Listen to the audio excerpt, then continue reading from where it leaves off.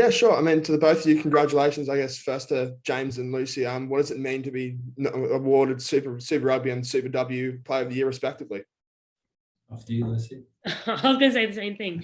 I'm absolutely honoured. I was very surprised when I got the call up and very excited to get the award, obviously, but definitely owe it all to my team. Like everyone says, there's no I in team, and the team definitely built as the tournament went on. So it was really good. Yeah, I feel that. It's very similar for me as well. It's a huge honour. I think it's also just, I guess, a credit from where we've sort of come with our sort of Queensland Reds side. I feel when I first came in, we were in a building phase, and now we've sort of, taken the next level, and we've got to go to a next level as well. But like individually, I was quite happy with how I was performing and just how I'm growing as a player. So looking forward to stepping up again and going a step further. But yeah, it's a big honour, and I'm grateful for it, and just grateful that I've got a great team that allowed me to be able to play and see what I saw on the field. Both of you kind of went through similar journeys in terms of this year, picking up further leadership roles. Lucy as vice captain, James further captaincy roles. How do you think that sort of influenced how you played during that Super Rugby seasons? I'll go first again. That's a good order. You go first. Yeah. I think as a captain, you lead by example, and for me, I like to lead by action. I'm not much of a talker. So on the field, I like to lead from the front and then try and push forward and show some grit in the game, and the girls can kind of see from there. But being a captain is not just on the field, but off the field at training, trying to organise a lot of behind the scenes stuff as well. So I thought me and CJ, Kobe Jane, and we also had a leadership group, which helped a lot because there was a lot of people and a lot of people in charge of different pieces of the game. So it wasn't just pushed on the two people at the front. Yeah, 100%. For us as well, like the leadership group. I think for me, sort of as much as I stepped in as captain sort of on the field, Liam was still running the show behind the scenes. Like, as Lucy said, there's actually so much work that I had no idea of stepping into that role. You're consistently you're involved in all the day-to-day stuff and sort of programming and the little what's happening off the field, making sure the team's moving in the right direction, like you the communication between the coaches and the players and the organisation. So credit to guys who have been doing it for a long time. It's a big role. And I guess for me, probably a little bit different to Lucy, because I'm a ball player, I sort of lead through my words and through my action as well, sort of what I'm doing on the field, making sure that I'm consistent and like on top of my job. But a lot of, I guess, my role in that captaincy is just guiding the guys around the park, making sure guys are staying within the group, sticking to game plan, and that's sort of what comes most natural to me. I guess just for James, the captaincy this year round, obviously the Reds going for co-captains with Tate and Liam stepping up. From your perspective, can you just talk about those conversations with Thorny about how that went about and sort of how you think Tate will step up as a leader? Yeah. What started after the season, there was conversations about a lot of things about performance, sort of where we want to get to as a group. And for me, I sat down actually first with Bo. I guess he sort of looks after our high performance, like psychology, sort of mental sort of game. And we just picked apart where I had strengths of the year, where I could have improvements, and also how to get the best out of my performance. And it fell back to that point where probably took on a little bit too much.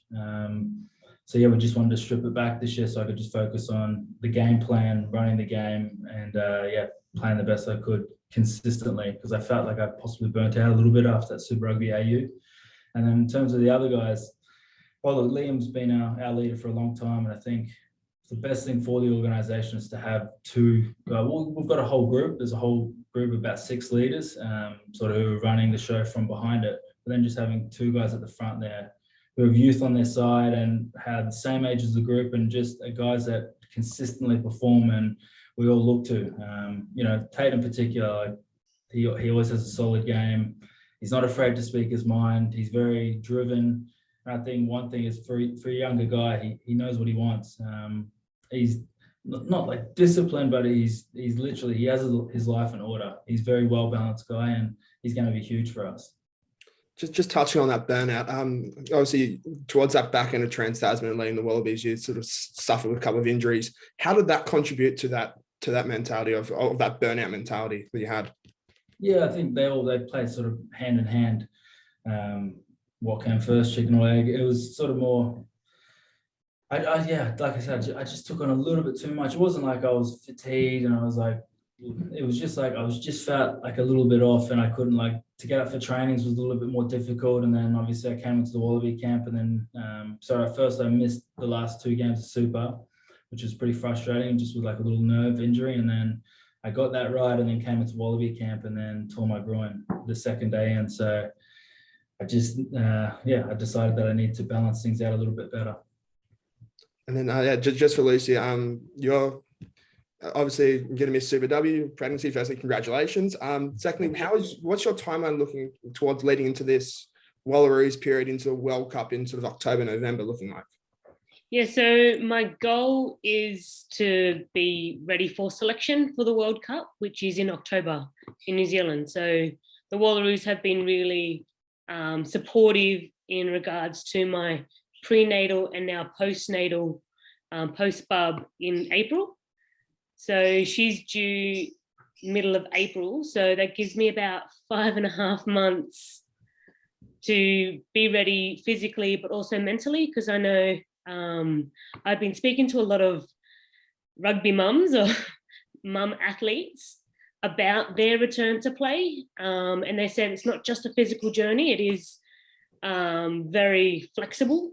So you have to think about it not just physically, but mentally, because you are away from the baby. And this is my first, so I'm really just learning the ropes and kind of winging it, really. So my aim is to be back for World Cup. So we'll see how we go. And I've got the support of the Wallaroos and the S&C and the physio, and all the coaches are there, making sure I'm still involved with the video calls. And I went to camp last week, just basically sat on a football the whole time watching. But no, it's been really good. I've got that goal, but ultimately my number one priority will be bub. Absolutely. And just on that Wallaroos camp, I think it's the first time the group was able to meet in nearly 2 years. Your impression of Jay coming in and the culture, I think the word you tried to use was building a safe culture. Your impressions of him so far? Yeah, the coaches are really lovely. Jay's really good, short and sharp. The training sessions are, which is really good for a coach. I think there's a lot of coaches that like to over talk during drills, and it kind of takes it away from the drill itself. But the camp that just been, they had certain times where they had to finish each drill, and it was intention, and everything was built with purpose. So it was very high speed, high tempo, and all the girls were just smashing it, especially in this heat. I definitely felt for them running around doing 2 sessions a day. I think they did about 4 or 5 field sessions. So they definitely did really well with keeping up their tempo during that whole camp. And just one final one for me for James, just ahead of this specific season. I mean, you're coming off a AU title, but I mean, 1 win from 5 against the Kiwis. Is the sort of the goals of this year to show a bit more consistency coming up against those Kiwi teams and really push for that Pacific title?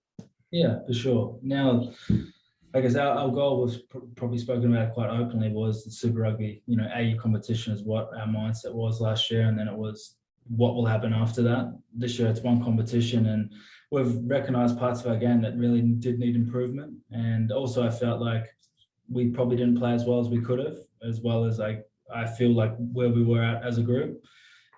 So yeah, this year there's been a huge pre-season, off-season. I've come back into the group and just seen just physically how much better the guys are from last year.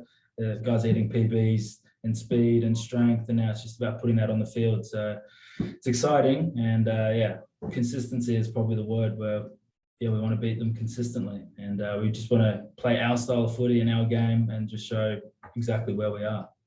So just on that mindset, so the AU title was such a big goal. Is it a fair assessment to say you guys sort of peaked in that May period, looking to really bring that first title in 10 years back to Queensland? Yeah, well, I think in my opinion, I believe we peaked for the AU final. And then obviously it was always going to be a tough ask to beat, to make that final of the competition last year. We were going to have to beat all 5 of the Kiwi teams, which is always going to be a big ask in that sort of short period of time.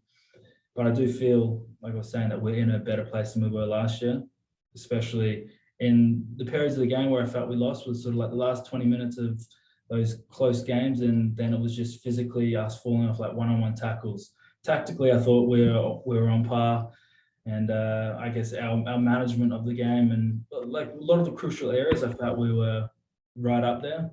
Obviously, the Crusaders game was that's not included, that one, but yeah, the other games I felt we were right there in the moment where the game could have been won or lost. It was just little sort of individual errors and just our body composition and where we were physically that sort of let us down. And that's where we'll put a big focus on in this preseason. Like Marshy's done a great job, Brad's done a huge job, and the other coaches as well. So for me, I'm very excited coming back into the group, seeing where the level of training now is. Like talking about the heat, Lucy's talking about we've been doing double days, and yeah, it's been tough. So looking forward to this weekend. We get to put it out against the Force in this first trial game, see exactly where we're at. Hey guys, congratulations and thanks to Nathan. He pretty much covered everything there. Well done. But Lucy, first to you. I'd like to just ask about the national team season and how frustrating that was to have, I guess, a lack of opportunities and what that might mean heading into a World Cup against some countries who've had a lot more opportunities. Yeah, last year wasn't the year for us. As you would have already known, COVID hit us pretty hard. We had a lot of test matches. It was a very exciting year to come together as a group. Like it's been 2 years, coming on to 3 years, where we haven't actually played a game as a team in the Wallaroos. So it was pretty hard when all those competitions and tournaments did get postponed and ultimately cancelled. So this year coming in, all the girls' mindset is now on fitness individually and then coming together as a team and making sure that we are all individually on top of our game and then come together and have that team mentality to make sure we're on the same level. Do you think Australians need to kind of temper expectations for that, or do you think you can overcome, that lack of preparation? I think a lot of the other teams are also in the same boat. So with the tournament coming up in World Cup, it's going to be very, what can I say? It's going to be hard because the teams are very, all the other, like say, autumn series they played and last year, which was really good to see. But again, I think we've got a couple of tournaments coming up. We've got the Pac-5 or Pac-4, which will be good. So we've got a couple of test matches coming into World Cup. So we're just going to have to see where we go. And we've got the talent, we've got the skill, and we've just got to work together as a team. Yeah, is it? Team forward.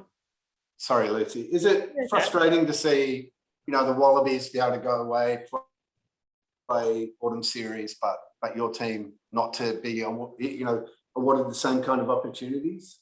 Yeah, of course it is. I would be lying if I say I didn't, but obviously we aren't full-time contracted players yet.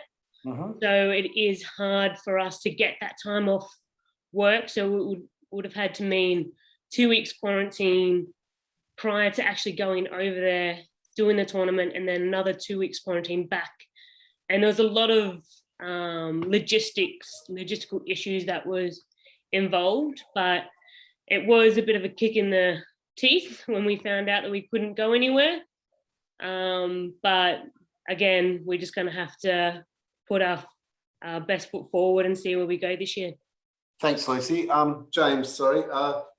Just looking ahead at your kind of ambitions, Wallaby-wise this season, are you, having had that injury or those injury issues and then having to come back in through that route, are you kind of targeting a starting spot? And if so, what's your kind of ambition around that this season?